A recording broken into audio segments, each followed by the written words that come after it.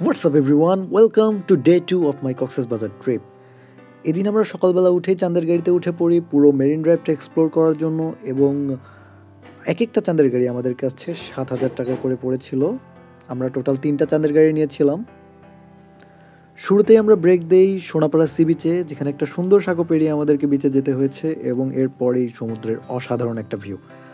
এবং এই বিচের বিশেষত্ব হচ্ছে আপনারা এখানে নামলে সাম্পান দেখতে পারবেন এবং সুগন্ধা কিংবা লাবণীর মতো কিন্তু এখানে কোনো ক্রাউড নেই। সো বিচের যে র ফিলিংসটা আপনারা কিন্তু এই জায়গাটাতে পেয়ে যাবেন।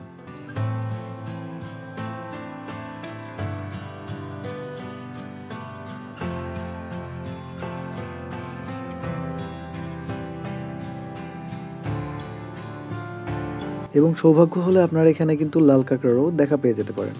বিচটা অনেক ভালো লাগছে আমাদের। আমরা এখানে যথেষ্ট মজা করছি সবাই। আমাদের 10 মিনিটের বিরতির কথা ছিল, কিন্তু এখানে আমরা প্রায় আধা ঘন্টারও বেশি এখানে আমরা এনজয় করলাম। এরপর আমরা আবার গাড়ি ধরে চলে যাই পাটোয়া টেকে এবং এই জায়গাটাও কিন্তু অসাধারণ। আপনারা জাস্ট সমুদ্রের পানিটা দেখুন, খুবই সুন্দর একটা প্লেস। এখানে বসে সমুদ্র এনজয় করতে পারবেন আপনারা, এখানে সে ব্যবস্থা রয়েছে এবং এখান থেকেও কিন্তু আপনারা চাইলে কিছু শামুক কুড়োতে পারবেন।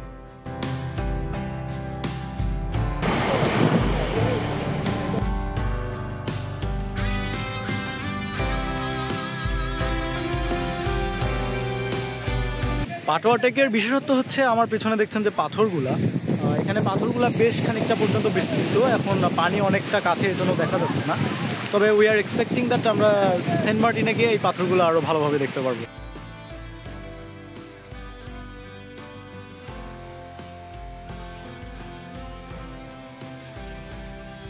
পাটোয়া টেকে ঘোরার পরে আমরা আবার মেরিন ড্রাইভ ধরে চলে যেতে থাকি শামুক বিচের উদ্দেশ্যে। আমরা এখন ব্রেক দিলাম হচ্ছে শামুক বিচে, আর মেরিন ড্রাইভের ঠিক এপাশে পাহাড় আর আমার পিছনে এপাশে সমুদ্র। মাঝে মাঝে কনফিউজড হয়ে যাচ্ছি যে কোন দিকে তাকাবো। খুব অ্যামেজিং একটা place, and this is marine drive. শামুক বিচের প্রধান বৈশিষ্ট্য হচ্ছে এখানে পুরো বিচটা জুড়ে শামুক পড়ে থাকে, যেখানে আপনারা চাইলে মন খুলে শামুক কুড়াইতে পারবেন এবং এখানকার পানিটা কিন্তু যথেষ্ট স্বচ্ছ, এ কারণে এখানে শামুকের প্রজননটা বেশ ভালো হয়ে থাকে।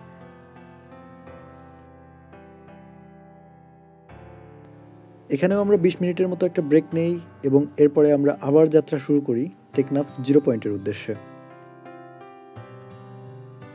টেকনাফ 0 পয়েন্ট পর্যন্ত মূলত বাস যাতায়াত করে। আপনারা চাইলে এখান থেকেও ব্যাক করতে পারেন অথবা আমাদের মতো সাপুরী দ্বীপে যেতে পারেন। আমরা চেয়েছিলাম একদম শেষটা পর্যন্ত এক্সপ্লোর করে আসার, এই জন্য আমরা সাপুরী দ্বীপের উদ্দেশ্যে রওনা হই। সাপুরী দ্বীপে যাওয়ার পথেই রাস্তার দুপাশে আপনারা লবণের জন্য প্রস্তুতকৃত জমি দেখতে পারবেন এবং এরপরে গিয়েই আপনারা দেখা পাবেন নাফ নদীর ঠিক সাপুরী দ্বীপে। নাফ নদীর ওপাশে যে পাহাড়গুলো আপনারা দেখছেন সেগুলো কিন্তু সম্পূর্ণটাই মায়ানমারের অংশ। এখানে যে আপনারা ঘাটটা দেখতে পাচ্ছেন, ওই ঘাটটার মাথা থেকে শুধু সেন্ট মার্টিনেই যাতায়াত করে এখান থেকে, আমি যতটুকু কথা বলে জানলাম। আর অন্য কোথাও আপনারা এখান থেকে যেতে পারবেন না। এবং মেরিন ড্রাইভের পরে মূলত আপনারা সর্বশেষ এখানেই ঘুরতে আসতে পারেন, কারণ মেরিন ড্রাইভের শেষ মাথা পার হয়ে আপনাকে এখানে আসতে হবে। আমাদের এই সাইডটা হচ্ছে বে অফ বেঙ্গল, আর এইখানেই কোথাও একটা মোহনা আছে, যে মোহনা থেকে আমাদের এই নাফ নদীটা বের হয়ে আসছে। আর এখানে এসে একটা আমাদের আপনারা ঘাট দেখতে পাচ্ছেন, যেটা হচ্ছে শাহপরীর দ্বীপে। শাহপরীর দ্বীপ থেকে আমরা আমাদের রিটার্ন জার্নি আবার শুরু করি এবং আমাদের উদ্দেশ্য ছিল হিমছড়ি গিয়ে আমরা সূর্যাস্ত দেখব, যেহেতু দিনের আলো কমে আসছিল।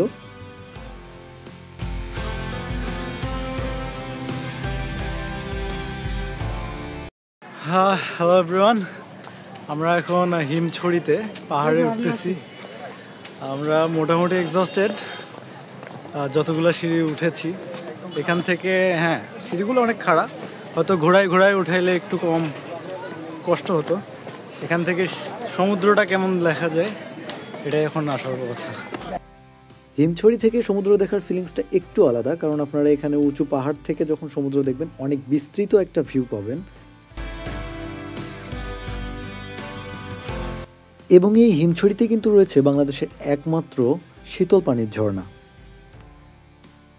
মানে মনের ভিতরে অনেক এক্সপেক্ট ছিল যে হিমছড়ি ঝর্ণা না জানি কত বড় ঝর্ণা, দেশে দেখা যাচ্ছে এটা কৃত্রিম মোটর চালিত ঝর্ণা। That's it for today everyone. আমাদের হিমছড়ি ঘোরা শেষ। আমরা ঝর্ণাটা নিয়ে কিছুটা হতাশ, অ্যান্ড যেহেতু আমাদের এখানে সূর্যাস্তের সময় চলতেছে, তো আমরা এখানে সানসেটটা উপভোগ করবো, দেন আমরা আমাদের হোটেলে ফিরে যাব। অ্যান্ড কালকে আমরা সেন্ট মার্টিন যাচ্ছি, আমাদের জন্য দোয়া করবেন। অ্যান্ড আশা করি আপনাদেরকে সেন্ট মার্টিনে আরও ভালো কিছু ভিডিও দেখাতে পারবো। ভালো থাকবেন, প্রিয় মানুষদের ভালো রাখবেন। পিস।